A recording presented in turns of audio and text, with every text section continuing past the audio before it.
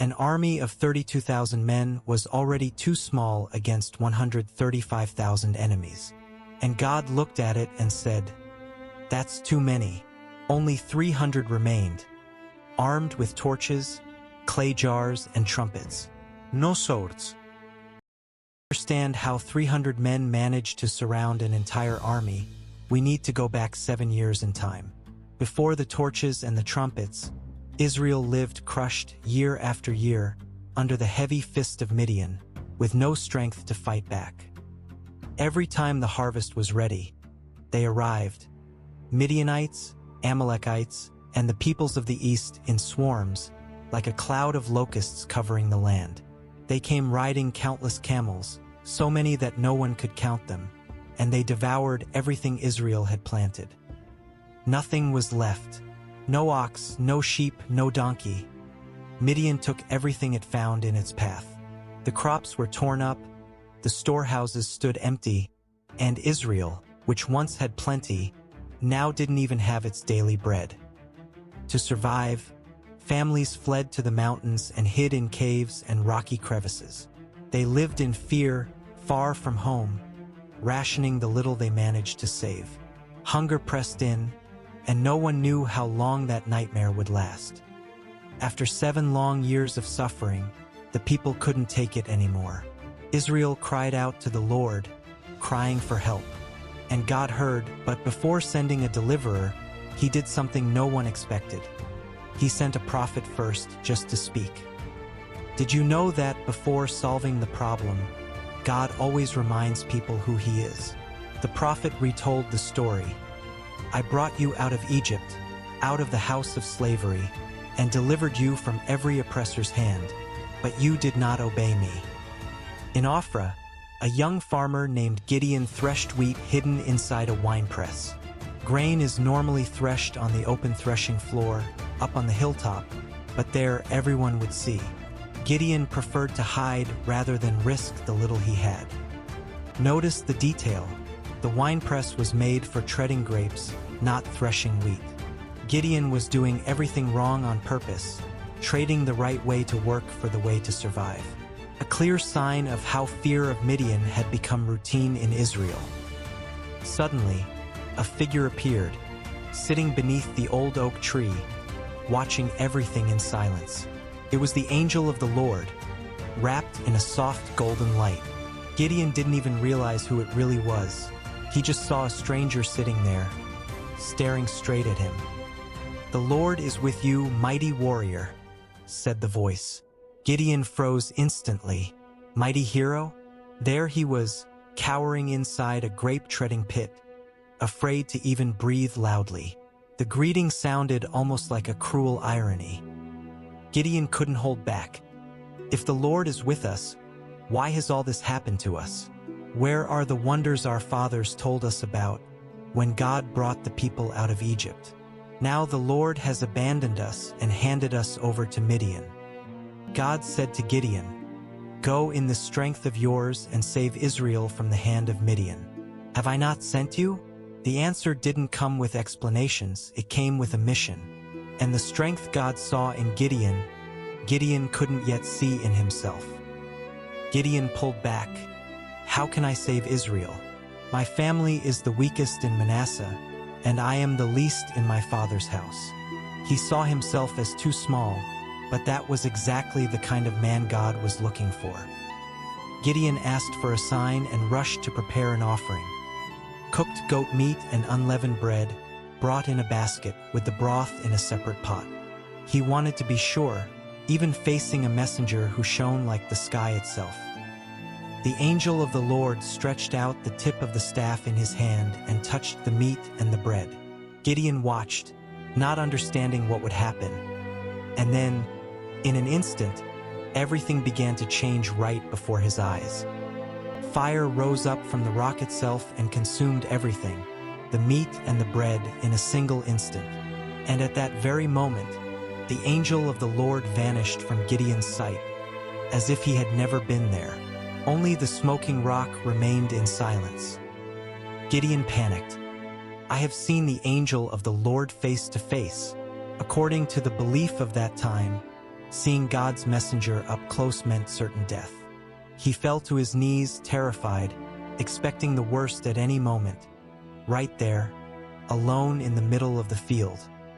But a calm voice reassured him. "Peace be with you. Do not be afraid. You will not die." Relieved, Gideon built an altar to the Lord right there and gave it a name that carried the whole promise. Jehovah Shalom, meaning the Lord is peace, forever. That very night, God gave a shocking command. Tear down the altar of Baal that belongs to your own father, and cut down the Asherah pole standing beside it. It meant asking Gideon to face his own family before facing Midian. Gideon obeyed, but at night, with 10 servants, terrified. He knew that if his family or the town found out during the day, the reaction would be violent.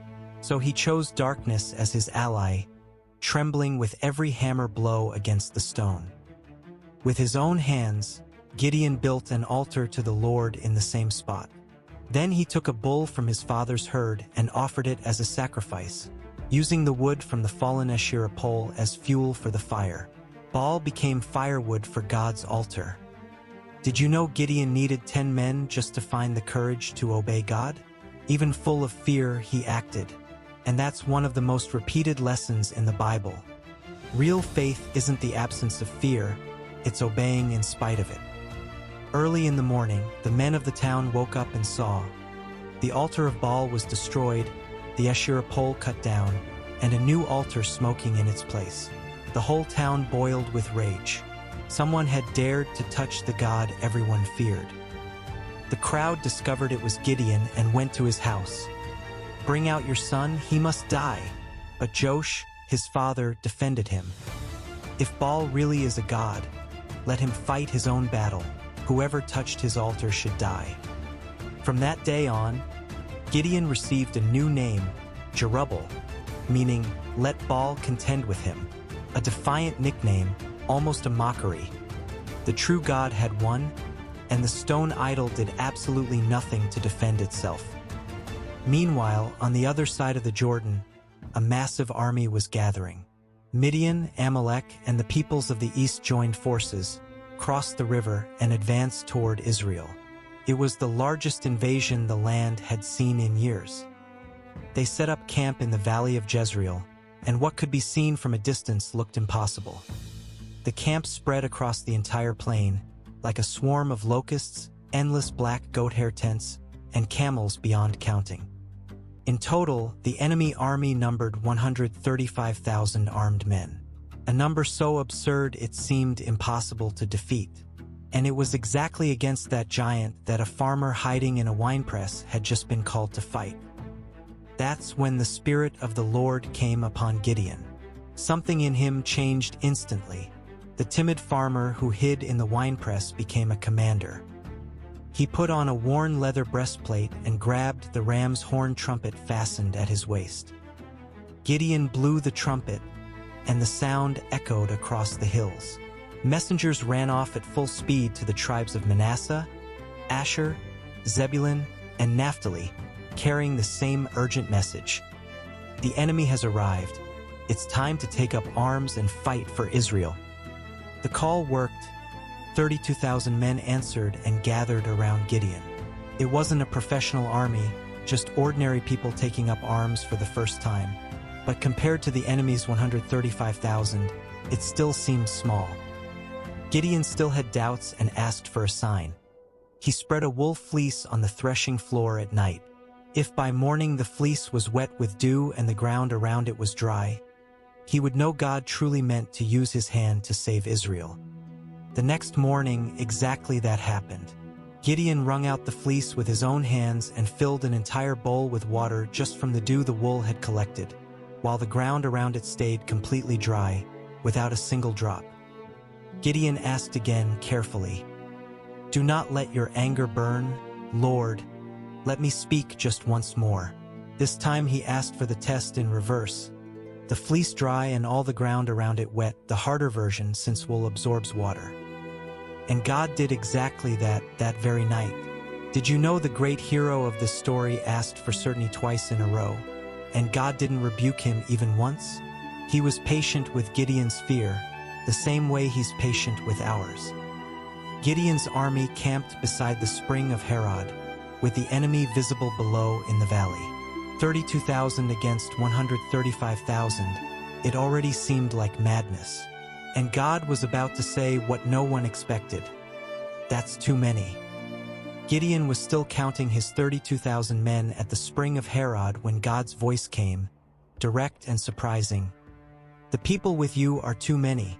I will not hand Midian over to you with an army this size. The reason was clear, almost uncomfortable. So that Israel may not boast against me, saying my own hand has saved me. God wanted no one, after the victory, to claim it was human work, only his without any doubt. Gideon looked over his own camp. 32,000 men, tents spread as far as the eye could see, campfire smoke rising at dawn. Against 135,000 Midianites, it looked small, but God had just called it too many. Then came the order, shouted across the whole camp. Whoever is afraid and trembling may turn back and leave right now, a strange way to shrink an army, sending away the very men most afraid to fight 135,000. 22,000 men turned back right there. Row after row, they gathered their things and left, slowly vanishing into the dusty horizon. More than half the army was gone before a single arrow was ever fired at the Midianites. 10,000 remained. Gideon stood watching 2/3 of his army disappear into the dust, not fully understanding God's plan. 10,000 already looked small against 135,000, but God still wasn't finished shrinking it. God spoke again. There are still too many. Take them down to the water, and I will test them there for you. 10,000 men marched to the edge of the spring of Harod, unaware they were about to face history's strangest test. The test was simple. Whoever knelt down and dipped his face in the water to drink went to one side. Whoever brought his hand to his mouth, lapping the water standing up, eyes fixed on the horizon, alert, went to the other. Notice the detail. The test wasn't about strength or aim. It was about attention. Those who lapped the water standing stayed watchful for danger, ready to react. Those who dipped their faces let their guard down completely. They never saw the army shrinking. Gideon watched from a distance, counting in silence. Most knelt down and dipped their faces without a second thought, tired thirst after the march. Only a small group stayed standing, alert, bringing water to their mouths cupped in their hands. When the count was done, the number stunned everyone. Only 300 men had drunk standing up, alert, lapping water from their hands. Just 300, set apart from 10,000, standing while the rest knelt, oblivious to the danger around them. God said to Gideon, "With these 300 men I will save you and hand Midian over to you. Send everyone else back to their own place." 300. Out of 32,000, only 300 remained.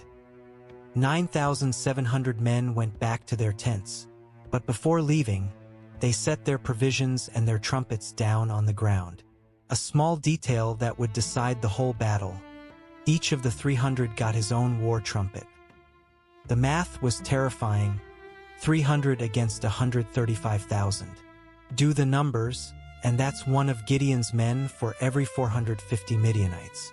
No one in the ancient world had seen such a tiny army face such a giant. That same night, back at camp, God spoke to Gideon again.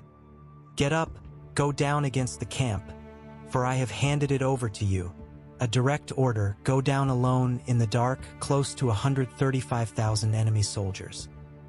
And God added, without a hint of rebuke, "But if you're afraid to go down alone, go down first with Purah, your servant." Once again God made room for Gideon's fear, the same man hiding in the winepress, now about to become a brave commander. Notice the pattern. From the burning bush to the winepress, from the fleece to the enemy camp, God never demanded courage Gideon didn't yet have. He just kept giving proof, step by step, until fear turned into confidence. Now came the final proof. Gideon and Purah crept down in the dark. No torch, no noise, only moonlight guiding their steps between the stones. With every step closer to the Midianite camp, Gideon's heart pounded harder than any war trumpet. When they got close enough, the sight chilled them both to the bone. Goat hair tents spread as far as the eye could see, like a swarming locust cloud covering the entire valley. Neither had ever seen so many people gathered in one place before. And the camels, impossible to count, scattered across the valley like sand on the seashore, without number. Gideon felt his stomach tighten. This wasn't an army. It was an entire ocean of enemies waiting for morning. The two of them crouched low and crept slowly between the sentries, holding their breath, every step calculated to make no sound at all. A spy and his commander, hidden in the darkness, trying to get close enough to hear anything at all. Near a dying campfire, the two of them heard low voices. A Midianite soldier was telling his companion a dream. "I dreamed a loaf of barley bread came tumbling down the hill, struck our tent, and it collapsed flat to the ground. Did you know barley bread was food for the poor? Wheat was too expensive, reserved for the rich." That loaf tumbling in the dream was an exact picture of Israel. A starving people, crushed by the Midianites for 7 straight years with nothing. In the dream, the barley loaf struck the tent so hard it flipped upside down and collapsed completely, flattened to the ground. A simple little loaf, made of nothing, knocking down a trained warrior's tent. Too strange to ignore. His companion didn't hesitate for a second. This can only be the sword of Gideon, son of Joash, a Hebrew warrior. God has handed Midian and our entire camp over into his hand. A dead-on interpretation from the enemy's own mouth. Notice the most chilling detail. The Midianite soldier knew Gideon's name, and even his father's name, Joash. Fear had already spread through the entire camp before the battle had even begun. 135,000 men, terrified. Hidden in the darkness, just a few feet away, Gideon listened to every word with total focus. The enemy itself, the massive army that made him tremble, had just unknowingly confirmed that victory was already secured before the battle even began. Right there, crouched just yards from enemy sentries, Gideon knelt and worshipped God in silence. It was neither the time nor the place. He was in the middle of the Midianite camp, but he couldn't hold back the gratitude in his chest. The same man who once threshed wheat hidden in a winepress, afraid even of his own shadow, now knelt praying inside the enemy camp. The coward had slowly become a man of faith, planted right in the middle of the greatest danger he'd ever faced. Gideon and Purah ran back to the Hebrew camp, still in the dark, hearts racing.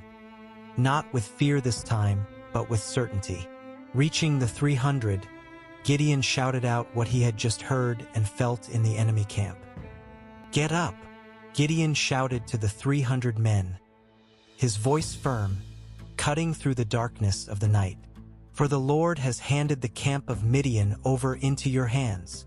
It was no longer a guess, it was certainty, heard from the enemy's own mouth minutes before. Without wasting a moment, Gideon divided the 300 into 3 companies of 100 men each.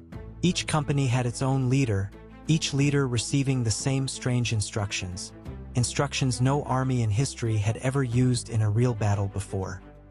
The strangest weapons in military history. In the right hand, a ram's horn trumpet. In the left hand, a completely empty clay jar. No sword, no spear, just clay, air, and sound to face 135,000 men. And hidden inside each clay jar, a burning torch, the fire smothered, invisible from the outside, just waiting for the right moment to be revealed. A battle plan that looked like madness, but one the enemy could never see coming. Gideon gave his final order, looking the 300 in the eye. "Watch me and do as I do. When I blow the trumpet, I and all who are with me, then you also blow your trumpets all around the camp." The three companies marched in near total silence through the night, circling the valley of Jezreel, each company of 100 slowly taking position on a different side of the Midianite camp. No sound, no torch lit yet, only silent footsteps in the darkness. They arrived at the beginning of the middle watch, right after the changing of the sentries. Notice the perfect timing. Freshly woken sentries, eyes not yet adjusted to the dark, attention weaker. The exact moment God chose to change history. In the middle of the night watch, Gideon raises the trumpet to his lips and blows hard. It's the signal. All around the valley, hidden in total darkness, 300 men had been waiting for exactly that sound. The moment to act had finally come. In the next instant, 300 trumpets answer at once, from 3 different sides of the valley. The sound tears through the silent night like thunder coming from everywhere. Down below, in the sleeping camp, the Midianites wake up terrified, unable to understand what's happening. Then, in that same second, 300 clay jars shatter against the ground, all at once. The sharp crack echoes across the whole dark valley. Inside every jar, a lit torch had been hidden, and now, finally, it's about to be revealed. 300 torches burst into flame all at once, and a ring of light lights up around the entire valley. Suddenly, pitch black turns to daylight. The Midianites, still groggy with sleep, look around and see flames surrounding the camp on every side. And the 300 shout together, one voice echoing through the valley, "The sword of the Lord and of Gideon!" The cry repeats from hillside to hillside, multiplied by the echoes of the night, as if a massive army were shouting all at once. But there's a key detail almost no one notices. The 300 never charged into the camp. Each man stayed exactly where he stood, all around the hillside, just holding his torch high and blowing his trumpet without stopping. Did you know the 300 never actually swung a single sword that night? No arrows, no spears. They just stood there in the dark, making noise and showing fire. Every bit of the battle that followed, God would fight alone, deep inside the camp. To understand the panic, you need to know this. Back then, only a company's commander carried a trumpet. One man, one trumpet. So when 300 trumpets sounded together in the darkness, the effect was instant. It seemed like 300 entire companies surrounded them. And there's more. Back then, a lit torch in the darkness meant only one thing: a column of soldiers on the march, carrying fire to light the way. 300 torches spread across the whole hillside told the same lie. A massive army was closing in from every direction. Now imagine waking suddenly, in the middle of the night, surrounded on every side by blaring trumpets and blazing torches, convinced 300 different armies are attacking you at once. For the men inside that camp, it felt like nothing less than the end of everything. Here's the clever part.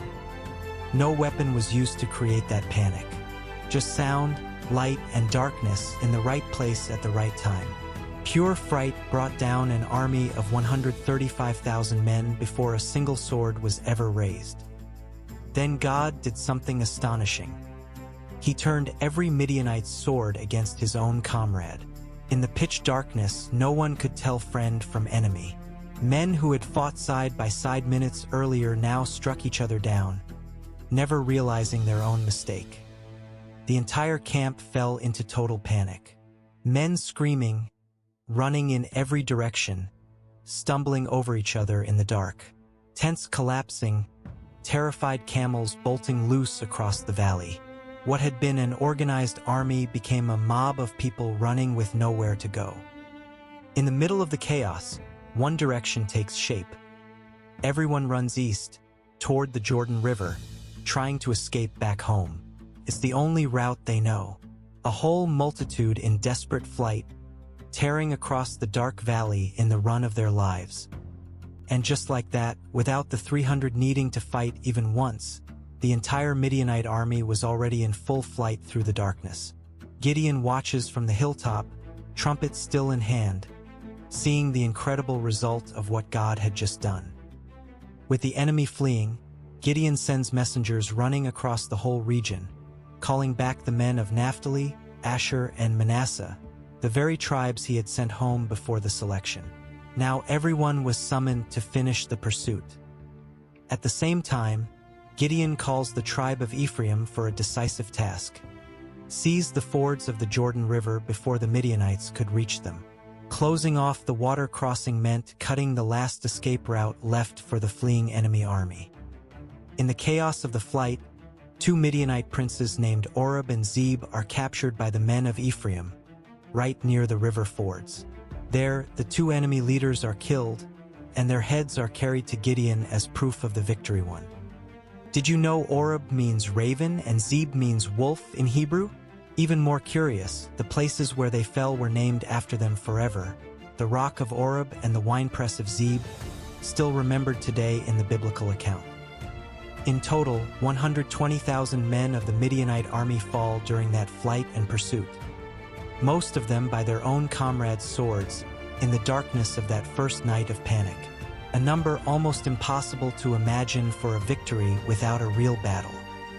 The biblical text describes Gideon and the 300 with one simple, powerful phrase: exhausted, yet still in pursuit. They had already marched all night, but they don't stop.